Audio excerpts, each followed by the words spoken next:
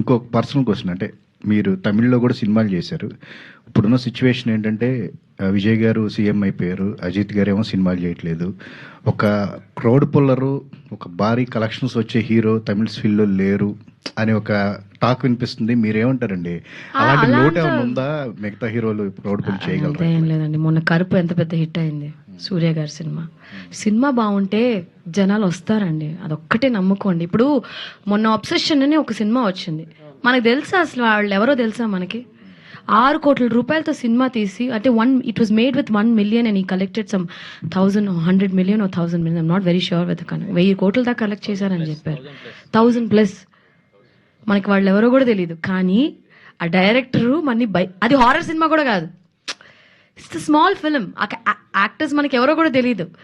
So మనని కూర్చోబెట్టారు కదా, కూర్చోబెట్టి ఆ అమ్మాయి నో నో నో అంటే అమ్మో నువ్వు నో నో నో వద్దురా బాబు అన్నట్టు. The so many reels. That's cinema అండి.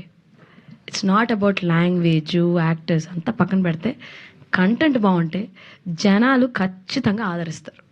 ఆ నమ్మకంతోనే ఇన్నేళ్ళు సినిమాలో ఉన్నాం.